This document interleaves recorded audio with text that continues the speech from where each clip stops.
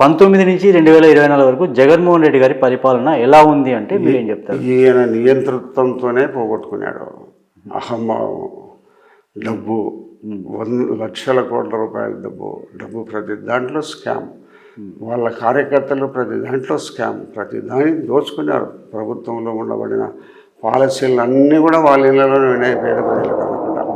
అంటే ఇప్పుడు మీ ప్రభుత్వంలో కూడా టీడీపీలో కూడా ఈ వైన్ షాపులు సిండికేట్ చేసి అన్ని చేస్తున్నారు, ఈ రకంగా దోచుకుంటున్నారు అనేసి వాళ్ళు కూడా అంటున్నారు కదా. ఇప్పుడు పొద్దుటూరులో ఒక్క సిండికేట్ షాపే జరగలే, స్వేచ్ఛాయుత వాతావరణంలో జరిగినాయి. ప్రొద్దుటూరులో ఎక్కడోడు బాంబే వాడు, ఢిల్లీ వాడు వచ్చి కూడా ఇక్కడ కాంట్రాక్ట్ చేసుకోవచ్చు, వ్యాపారం చేసుకోవచ్చు. సర్వస్వతంత్ర ప్రొద్దుటూరు. అట్లాంటి సిండికేట్లను ఒప్పుకోము ఇక్కడ. అంటే జగన్మోహన్ రెడ్డి గారి పరిపాలన ఎలా ఉంది అంటే మీరు ఏమంటారని? అంటే 2019 నుంచి 2024 వరకు కొనసాగినటువంటి పరిపాలన అంటే సంక్షేమ పథకాలు అధికంగా ఇచ్చాడు. ఒకటి సంక్షేమము ఇస్తూ ఉండబడినప్పటికీ కూడా ప్రజలకు వాళ్ళకి అవసరమైనటికి వచ్చి ప్రజాప్రతినిధుల దగ్గరికి వచ్చి, ఎమ్మెల్యేల దగ్గరికి కానీ, మంత్రుల దగ్గర కానీ, ముఖ్యమంత్రుల దగ్గర కానీ వచ్చి చేసేటి రాష్ట్ర అభివృద్ధి అనేది ఒకటి ఉంటుంది. రాష్ట్ర అభివృద్ధి అనేది ఏం లేదు, సంక్షేమంతో ఒకటే సరిపోతుందా? సంక్షేమము అభివృద్ధి రెండు కళ్ళు. ఒకటి సంక్షేమం ఒకటి పెట్టుకొని నవరత్నాలు పెట్టుకొని ఓట్లు వేస్తారనుకుంటే ఎట్లా? అభివృద్ధి కూడా కావాలా? మనము దినదిన కార్యక్రమంలో పొద్దున టిఫిన్, ఈ టిఫిన్, రేపా టిఫిన్ ఇవన్నీ కావాలంటారు. సంక్షేమ పథకాలు కూడా కావాలా? ప్రజలు కోరుకుంటారు. అభివృద్ధి అనేది ఇది ఈ అభివృద్ధి అనేది రాబోయే తరాల వాళ్ళకు సంబంధించింది. అభివృద్ధి సంక్షేమం మనం బతికేదానికోసం.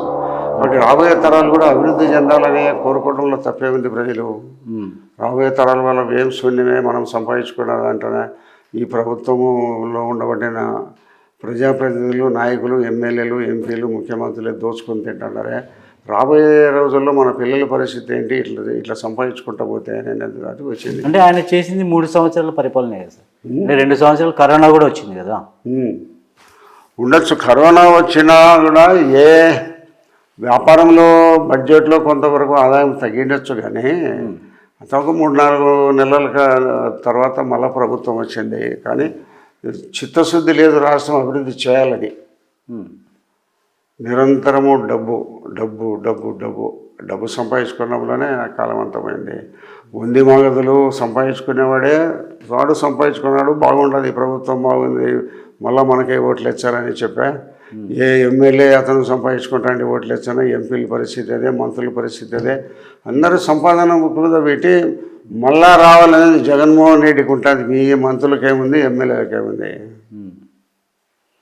అంటే ఓన్లీ జగన్మోహన్ రెడ్డి తప్పిదం వల్ల ఓడిపోయారంటారు. 100%. దాంట్లో అవినీతి, అహంకారపూరితము, అందుబాటులో లేకుండా పోవడము, ఇవన్నీ కారణాలు. అంటే మీరు మీ సుదీర్ఘ రాజకీయ ప్రయాణంలో మీరు బాధపడిన సంఘటన ఏమైనా ఉందా సార్? బాధపడమా? ఏమి బాధపడను. అంటే బాధపడిన సంఘటనలు ఏమన్నా? ఆకాశం మీద వచ్చిపోయినా కూడా బాధపడను. అంటే జరిగేది జరుగుతుంటుంది, నేను బాధపడితే తీరదు. అంటే మీరు మీ మిత్రుడు వైఎస్ వివేకానంద రెడ్డి మరణం మీరు కొంచెం బాధ. వివేకానంద రెడ్డి ఉన్నప్పుడు మేము మంచి స్నేహితులము. ఈ జిల్లాలో అత్యంత విలువ ఇచ్చేవాడు నేనే. నాకు ఆయన అంత విలువ ఇచ్చేవాడు. వివేకానంద రెడ్డితో సన్నిహితం ఎట్లా ఉండేది? కారణం ఏమిటంటే రాజశేఖర రెడ్డి అనే వ్యక్తి హైదరాబాదు ఎప్పుడూ అక్కడ ఉండేవాడు. ఇంకా జిల్లాలో రాజకీయాలలో ఏరియాలలో వాళ్ళని చూసుకుంటాము. ఎక్కడన్నా సమస్యలను చూస్తే నన్ను వివేకానంద పోయి పంపించి అక్కడ సమస్యను పరిష్కారం చేసి రమ్మనేవాడు. కొంతవరకు రాయచోటి అప్పుడు ఉండబడిన కోడూరు ఈ ప్రాంతాలకు కూడా చాలాసార్లు పోయినాం. పంచాయతీలకు అందరూ పోయి ఎన్నికలకు రాయచోటికి నేను 3 సార్లు పోయినా. అట్లా సన్నిహిత సంబంధం ఉంది. ఆయన నిరాడంబరుడు, నిగర్వి, ఎవరినైనా సార్ అంటాడు. కానిస్టేబుల్ కూడా సార్ అంటాడు. మనిషి కనపడతానే అట్లా వంగి నమస్కారం పెడతాడు. ఎక్కడ అధికారము ఎమ్మెల్యే రాజశేఖర రెడ్డికి తమ్ముననే భావన, అటువంటి పరిస్థితులు ఎక్కడ కనపడినాడు. సామాన్య మనిషి కంటే చాలా తక్కువ స్థాయిలో ఉంటాడు ఆయన. మంత్రి కానీ, ఎమ్మెల్యే కానీ, ఎంపీగా ఉండేప్పుడు కూడా చాలా వినయ విధేయతలు గల వ్యక్తి. అంటే వీరి కుటుంబము మీకు అంటే వివేకానంద రెడ్డి గారు మీకు స్నేహితుల్లాగా, రాజశేఖర రెడ్డి గారు ఇంకా దగ్గర సన్నిహితంతో ఉండేవారు కదా.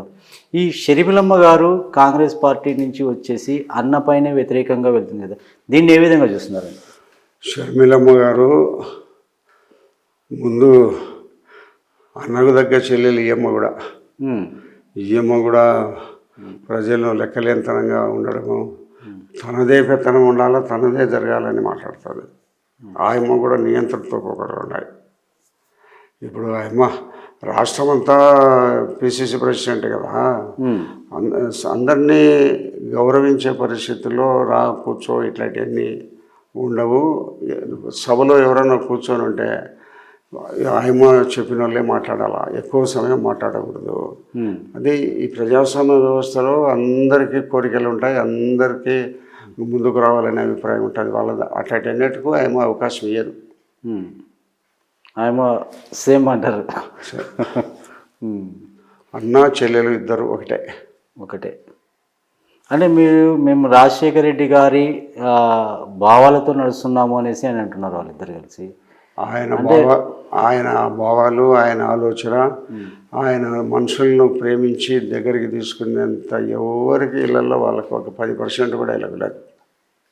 అంటే ఇప్పుడు రాబోయే 2029కి వైఎస్ఆర్సీపీ పార్టీ మనుగడ ఉంటుందంటారా ఉండదంటారా? ఉండదు, ఖచ్చితంగా ఉండదు. ఎందుకంటే చూసినారు పరిపాలన మంచి కావాలని కోరుకుంటారు, ఎవరైనా కూడా అభివృద్ధి కావాలా, సంక్షేమం కావాలని కోరుకుంటారు. ఇది తెలుగుదేశం పార్టీ మా ప్రభుత్వం సంక్షేమం ఇస్తుంది, అభివృద్ధి ఇస్తున్నాం. సంక్షేమం ఇవ్వడం లేదు కదా, మీరు సంక్షేమం ఏవి కూడా చేయలేదు కదా. ఇప్పుడు సంక్షేమం అంటే గ్యాస్ సిలిండర్లు ఇచ్చివి, పెన్షన్లు ఇచ్చివి, బస్సులు ఫ్రీగా పెడతారు, 15,000 చదువుకునే పిల్లలకి ఇస్తాము. ఇస్తారు. నేను అమలు పరచలేను అని కొన్ని 6 నెలలు అయింది. ఇంకా నువ్వు గత ప్రభుత్వంలో ఉండబడిన బాకీలన్నీ, లక్షల కోట్ల బాకీలన్నీ ఈ ప్రభుత్వం వచ్చినా ఏ ప్రభుత్వం వచ్చినా చెల్లించాలా.